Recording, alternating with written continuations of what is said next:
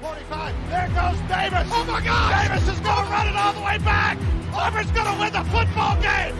Auburn's going to win the football game. He ran the missed field goal back. He ran it back 109 yards. They're not going to keep him off the field tonight. Holy cow! Oh my God! Auburn wins. Auburn has won the Iron Bowl. Auburn has won the Iron Bowl in the most unbelievable fashion you will ever see. Oh, it's good to be back. Good morning, everyone, and welcome to a brand new edition of The Dream Wage, episode 369. Today is February 24th, 2024. As always, I'm your host, D-Rock, and joining me is our NBA guru, my partner in crime, E. E, did you get up 5 a.m. to watch Elimination Chamber this morning, kid? Nah, Dill, but I was up at 6 a.m. early. Oh, okay. The dogs had to go handle their business. Yeah. I had to go pick it up and whatnot. You know what it is. Dill. One thing I can honestly say is, Dill, this is one of the rare dog days in sports. And one of the days this year, it's a slow day for us fans out here. Yeah. It's okay. Tomorrow, loaded slate. Today, It's all right, though. It's all right. Yeah, for people who don't really like MMA or fights, today's loaded. We had WWE Elimination Chamber in Perth, Australia, 5 a.m. We got PFL versus Bellator in Saudi Arabia at noon Eastern. And then we have UFC Mexico City at 4 p.m. So loaded fight slate. Not a loaded NBA slate, only 3 games. Don't know why, but short slate. These are the dog days. We're just gearing up for baseball season is right around the corner. March Madness. We got the Masters coming up as well. The UFL. I know they combined the leagues, and we were really profitable last year. So we're gearing up. These are the dog days where we just got to keep it moving on and seeing what we could make some money on. But Elvis, on Wednesday, there was no NBA games. We talked about it was a loaded slate on the first day back on Thursday. Big wins. Orlando, big win on the road against the Cleveland Cavaliers. Knicks, big win on the road against Philly. Dallas, big win at home against, I know Bradley Beal, we'll talk about that. He didn't really play. OKC, big win at home against the Clippers. I thought that was very impressive. Sacramento had a nice win as well. But, I guess the story is, what the hell? Why? And I had a prop for LeBron, and he just winds up not playing. I don't understand, load management. But for him to not play this game and then play the next day on a back-to-back against, I guess, Wembanyama in a televised game or whatever the case is, it's just, didn't sit right with you, didn't sit right with a lot of players. I guess do you have any answer as to why LeBron didn't play against, I don't want to say a rival, but a team he really performs well against? Not even just a team he performed well against, though. This is, to position yourself come playoff, though. This is officially, it's not December. It ain't January, though. This is officially to make your playoff run. And then the first game out of the All-Star break, you got the 9th seed facing the 10th seed as of right now in the play-in tournament. And if I'm LeBron, if I'm the Lakers, I'm the front office. I want to put myself ahead of the Warriors as much as I can because maybe, down the stretch, hey, I might end up with the same record or something, and you can't do nothing about it. You just blew this game on Thursday because LeBron wanted to play against Wembanyama for Friday night. To be honest, as a fan, from a fan perspective, I'm disgusted from what I saw. There's no reason why coming off a week, I'm not going to say vacation, but I'm going to just say, almost a week off, because LeBron did participate in All-Star Weekend and whatnot. But, for example, even like Bradley Beal, who just took off, I doubt it was an injury. He was playing before the All-Star break. It was just a back-to-back scenario. So I'm gonna give some blame to the superstars and LeBron James and Bradley Beal for not wanting to play, to me, in my opinion, was key matchups. The Suns are the 4th and 5th seed. Mavs are 4th and 5th seed. And then the Lakers was the 9th and 10th seed against Golden State. If I'm the Lakers playing against Golden State, I want my whole team there. This might be a future matchup come playing. Something going on. So I need LeBron in that game, me personally. And then he's going to sit out. And then the next day, he plays against an 11-win San Antonio Spurs team. If I'm the front office, if there's a game I need you to play, it's against the defending well, not defending champs, but the Golden State Warriors, 4-time champ Golden State Warriors, not 11-team San Antonio Spurs team. I'm sorry, LeBron, but somebody got to overrule you on that scenario. Like, there's no reason. I understand. You want to play against the kid on a televised game. You know, you gave him a 30-piece. Great game. It's not like you had a bad game. But from a fan perspective and a front office perspective, why the fuck are you playing against San Antonio but not against Golden State, who you possibly could meet down the road in the playoffs / playing in? That's just my only thing. So, LeBron, you the GOAT. But this time, buddy, man, I gotta be a harsh critic. I gotta be a little like Skip Bayless and tell you what you did, man, was straight weak. Brian, I love you, man, but there's no reason. I understand you want to play against Victor. I understand and I respect it. But there's no reason why you should sit out against the Golden State Warriors, who's real competition. San Antonio Spurs ain't your competition. You're gonna be long gone before their playoff team. Golden State, you need those reps now. You're gonna see them in 2 months. So I hope this game doesn't come back and bite you. And then, let's, for example, say if y'all end up with like the same record or whatever, they have the win-loss over you. Now you, guess what? They might be the 5th seed. Now you the 6th seed. Mm-hmm. And now you in the play-in. So I just hope the game though comes and bite you in the butt, Dill. But there's no reason why LeBron should have played against the Spurs and not Golden State. And, I mentioned it. Imagine a family who brings their kids to go see LeBron against Golden State, against Steph Curry, and then you find out a few hours before tip-off, oh, he's not playing. He's inactive. Especially if he had an injury, I understand. But he came out the next night and gave you 30. Yeah, he was a healthy scratch. So you see it a lot. And maybe, he's resting, I guess, to flip it to a positive. After a week off? I know. And he's one of the most healthiest players in NBA history. His longevity is the longevity of his history. And the reason why he's been able to play so long is because he really doesn't get hurt. So, yeah, it was very baffling. It was very odd, but we've seen it. They started it with Tim Duncan in the San Antonio Spurs all those years ago. Yeah, but coming off a week off. I understand he just played. I know. I understand, but bro, you just came off a week off, my boy. And then it's not sitting out being inactive though. It's who you did it against. You personally chose to sit out against the Golden State Warriors, who you might see down the road, to play against an 11-win team. You can't justify it's unacceptable. That. No, you can't justify it. It's very sad, and unfortunately, I don't think it's going to change. I truly don't. Guys want to play against Wembanyama, and he's a freak. He had a hell of a game last night as well, too. I'm pretty sure he was the first player since 2019 to have 5 blocks, 5 steals in a game, and he's also the youngest to ever do it. So what he's doing is straight out, phenomenal. I'm gonna give Victor his flowers. I understand why LeBron wanted to play against, but there's no reason you could play both games.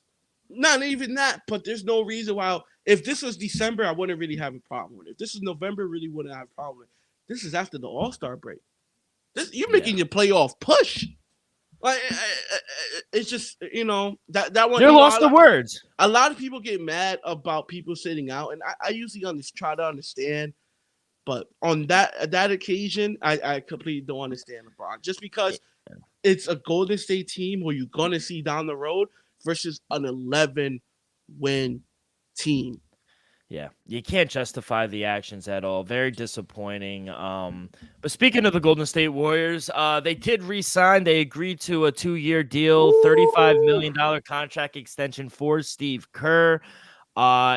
Kerr's new deal makes him the highest paid coach in league history at $17.5 million a year. 4-time championship. He's committed to the Warriors till 2025, 2026.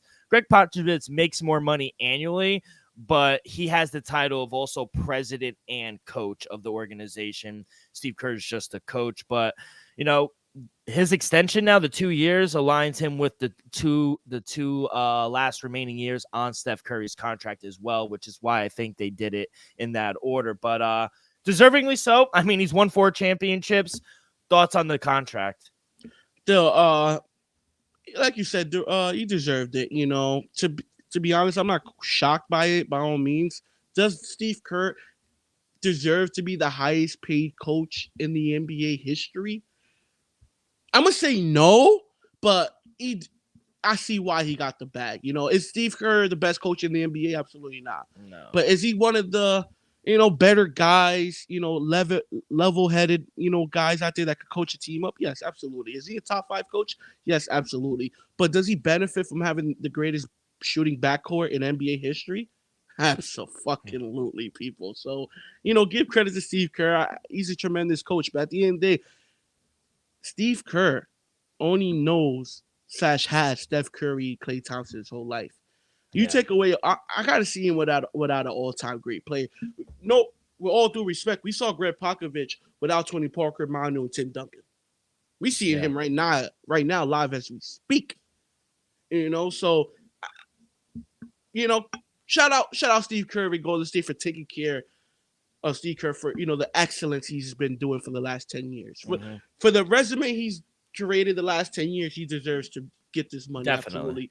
But is he the best coach in the NBA? Absolutely not. No, he's getting paid like one, though, and I think it's for past history and for past accomplishments. He definitely deserves the bag. 17 and a half. Definitely deserves it. But all I'm saying is some NBA head coach is going to be like, I'm a better coach than that dude, Like, off the rip. Budenholzer. Yeah, Mike Budenholzer, yep. Deserves to at least be, I'm going to say at least 16 then. He did beat the Suns. He beat the final. He won the finals. Any finals head winning, even my boy George Karl last year. Is it George Karl? No, that's not George. That's the old Nuggets coach. Wow. Mike Malone. Does Mike Malone deserve? I think Mike Malone deserves to be up there, at least 15. I'll ease up. To me, Mike Malone's been doing a tremendous job. I understand he got the MVP, 2-time MVP Joker deal, and then you know how I feel. I think Ty Lue's the best coach in the NBA. And Tom Thibodeau? Tom Thibodeau's like that. He's him and Frankie V, one of the best defensive-minded head coaches. Yeah, that's fair. Yeah. But yeah, no, he definitely deserves the money. A little higher than I thought, but yeah, way higher than I thought. Yeah, like if he would have got like 12 million, respectable. But he broke the bank. Shout out Steve Kerr. Yeah, 4-time champ. I think 8-time champ total or 9. Yeah, 8 or 9. Yeah, something crazy like that. No, 10. Because I remember he won with the Spurs. Oh yeah, he might got 10 rings. That's crazy. He did win with the Spurs. Yeah. A little NFL news. This is it. It's gearing up to be very interesting. I don't know if you heard, but Justin Fields unfollowed the Bears. Yeah. His dog too. His dog. The NFL. He went on the St. Brown podcast. It's called St. Brown Bros podcast, and they said, why'd you unfollow the Bears? And he kept it a buck. He said, I'm tired of hearing all the Caleb news. I'm going on vacation. I just don't want to see football on my timeline. I unfollowed the NFL as well. And he goes, yeah, but you got to understand, like, that's your team you play for. And then Justin Fields came back and said, it's like you messing with a girl. You're not always going to follow the girl you messing with, right? He made like a funny comparison. But you buy anything into this, or do you really think the Bears might actually get rid of him? I'm buying it. At the end of the day, when you have a chance to select, a possibly franchise quarterback in Caleb Williams, still, at the end of the day, do we think Justin Fields is a major drop-off from Caleb Williams? Absolutely not. I think they're coming in. They'll have very similar upcoming seasons. I think if Caleb Williams rookie season, it won't be, or will be a little worse than Justin Fields, third or fourth season in the NFL. I just feel like that 3-4 years from now, who I think will be the better quarterback is Caleb Williams. Absolutely. I'm just being honest, though. 3, 4, 5 years down the road, Caleb Williams will be the better quarterback. Yeah. If I'm Chicago, I gotta deeply consider looking what I could do to replace, to get rid of Justin Fields, get something in return, and just move forward with Caleb Williams still. If I'm Chicago. And this is the time you have to do it. You have to at least get something out of Justin Fields, and you can't let him walk because you can't let him walk. I think you're still able to, get at least a second round, maybe even possibly a first round for Justin Fields. He has a lot of upside. I do think the organization and the coaching matters, and I don't think he's in the best situation for to thrive in Chicago. They don't have the weapons. The coaching isn't the best. So I don't know. I feel like I feel like they're gonna draft Caleb Williams, if I'm being honest, and I just don't know why. Still, what you mean? Why? I just told you why. Down the I road. just don't. Yeah, I guess, but there's so much more upside. I feel like to Justin Fields. Like I don't know. I believe in Justin Fields. No, I played this deal. I like Justin Fields more now than I did the start of last season. I tell you that. But at the end, this is his third year, fourth year in the NFL. Deal. We still haven't seen him really take that next step. We saw. With all due respect, though, we say a lot of things about Daniel Jones, but Daniel Jones took a step from his second to third season. He took a good leap. Jalen Hurts took a huge leap. Justin Herbert took a huge leap.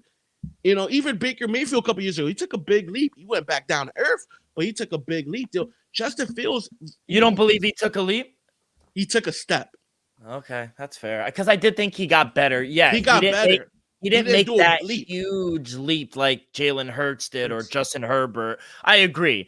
Even Daniel Jones, first season with Dayball Dill, it was a good year. You can't front. Yeah, but then he like you said, he came down to earth. I just think I don't know. He did get hurt. Granted, no, he did get hurt. But at the end of the day, Dill, we saw him take a step. Even Josh Allen, Dill, a couple years ago, he got Stephon Diggs, took a huge step. He got a true number one receiver, and he just took a step.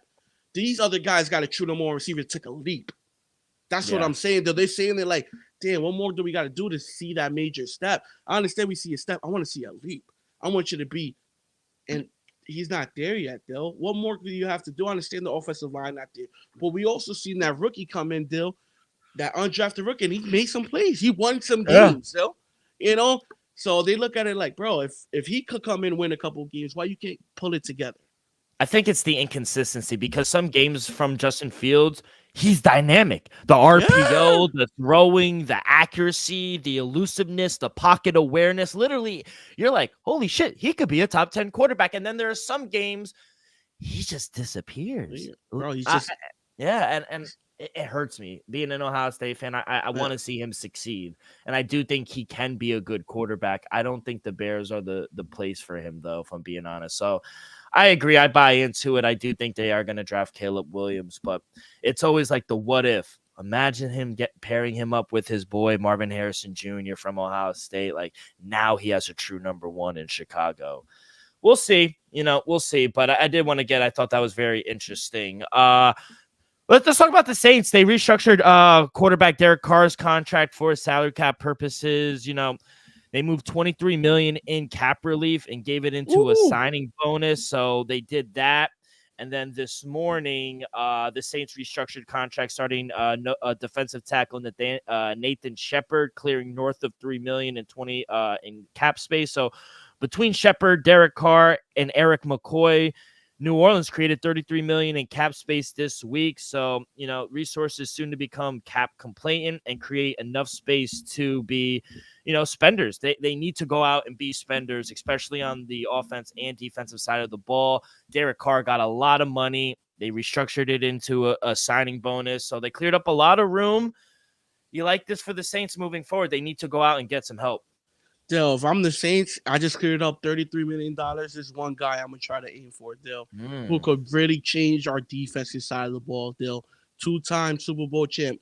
I'm going to make a call to Chris Jones. I have the money. You got the cash base. I'll give Chris Jones four-year, $100 million. Dill, you get a guy like Chris Jones to be an anchor on that front line. He got the rings now. Now it's time to get him a bag. If I'm New Orleans, I'm trying to get him away from there. Yeah, very interesting. I do think they need to go and get defensive help. Remember Cam Jordan? He's getting old. He's getting. I think he has a year or two left on his contract. After that, he might retire. He might go off to the sunset. If I'm the Saints, I want to rejuvenate my defense. get the best defensive player available, Chris Jones. And Mike Thomas is a free agent. Who knows? He's getting up there in age. He's been dealing with some injuries. He could go. He's gone. He's gone. Yeah. They got Chris Olave deal on the rookie deal. Why give Mike But they Evans, do need another guy. You can't just have they do have a few young guys. They have a few young. Shaneed is good, or Chris Olave is good. You know, Shaneed is good. Yeah, I do like him. Alvin Kamara, we already know what he's gonna do. They could probably draft another guy, 3rd, 4th round wide receiver, or even sign a veteran like a Calvin Ridley, or, T. Higgins. Mike Evans. Mike Evans. The Cleveland Browns, not Cleveland Browns, the Cleveland, not Cleveland, Cincinnati Bengals. Cleveland. I do love them. Cincinnati Bengals. They did franchise tag T. Higgins yesterday. Whack. So he's not going to be there. But like you said, Mike Evans is available. You have guys out there. Calvin Ridley's going to be a hot commodity as well. Who won't be demanding, upwards of $25+ million. You could get him for, I'm going to say under 20, 15 to 20 possibly. Should be very interesting, all the moves heading into the draft. We got the combine coming up in a week. I think it's next week or in 2 weeks. So we'll talk about that. We're 61 days away from the NFL draft, so I can't wait for that. But before we get to the 3-game NBA slate, a quick word from our sponsor. We are brought to you by Viva Tequila Seltzer, the most refreshing hard seltzer on the market, hands down. No wonder why Viva was voted #1 hard seltzer in the world by San Francisco World Spirit Competition. With only 88 calories, 0 carbs, 0 sugar, and a light 4.5 ABV, Viva is the perfect drink for your post-game celebrations, as it was created with that active lifestyle in mind. We favor tequila seltzer because flavor is the spice of life, and we like our drinks with just a kick, just like how we like our lives. Whether it's Huckleberry playing around a golf with the boys or an elderberry watching the NBA this Saturday, it doesn't matter. Our favorites pair perfectly with that artisanal Blanco tequila for that subtle and refreshing drink. Our belief here at the Dream Wager and at Viva is to live long, live well, and live it up. All right, kid, we only got 3 games on the slate. Both of our teams are playing. You guys are on the road against Minnesota. We're home against the Celtics. And then we got an 8-10 matchup down over in Detroit. Magic are in town taking on Detroit. So, yeah, I guess just 3 plays or 3 games on the slate. What are your favorite plays for this weekend? No lines for tomorrow's slate either. Yeah, people, that sucks. Dale, let's just start it off. Orlando Magic taking on the Detroit Pistons. As of right now, they're laying 7.5 to shop around. I did catch the 7. I laid the 7 with the Orlando Magic. The over-under sitting at 224.5. Dale, I'll lean the over as well. Orlando's been scoring. They've been playing great. Hey, Dale, I like what I've been seeing from the Magic as well. Huge win on Thursday as well. Dale, I think the marquee matchup of tonight will be the Boston Celtics taking on your New York Knicks at the Mecca. Boston Celtics laying 6.5 as of right now. Over under sitting at 224.5. Dale, this one I'll lean under. Not for nothing. I feel like both teams could definitely clamp down defensively, especially late in the 4th quarter, because that's what the Knicks are going to be able to do. And then Boston with all that size, they could possibly be able to do it too. They just got to slow down Jalen Brunson moving the ball. So I'm gonna lay the 6.5 with the Celtics. Still, like you said, I kind of came around. Still, Celtics is just the best team in the NBA, and they've been playing like it. So it's hard to disagree with that. When OG's back in the lineup, I probably would have took the plus 6.5. But as of right now, a little short staff. They'll give me the Celtics laying 6.5. And then the last game of the night, my Brooklyn Nets taking on the Minnesota Timberwolves. Overall, they're sitting at 217.5. Still, Minnesota laying 8. As a proud Nets fan, all I'm gonna say is for the listeners out there listening, fade. Lay the 8. Yeah. I'm not gonna do it, but y'all could. A wise man would. I'll go back to that Orlando game. Give me Paolo Banchero over 21.5 points. I think this is a really good bounce back spot for him. Pistons, they play really fast, 7th fastest paced team in the NBA. And his first game back, Paolo Banchero only had 12 points. He was dealing with an illness, though, and now he's had some time to rest, so I do think he'll come back strong. He is averaging 23 points per game, but that spikes up to 24.1 points per game when he has a day of rest. Paolo Banchero, he does play a physical style, and, getting that extra day I do think will be extremely helpful. So love the matchup. I do think Paolo Banchero will be able to get his, so I'm going to go over 21.5 points there. And then obviously I'm going to go right back to the well with this. Give me Jalen Brunson over 27.5 points. He is going to get his against this Boston Celtic team. I do agree. I think the Boston Celtics are the best team in the NBA. And let me go former Nick. Kristaps Porzingis over 18.5 points. You know, what do we see opening day? Kristaps Porzingis just loves to play against his old team. You know, the Celtics, 30.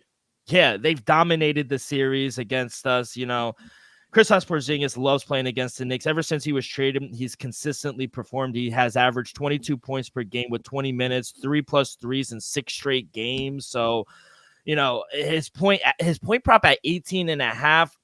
It just seems a little low. He's gone over this number 56% of the time this season. He's averaging 20 points per game.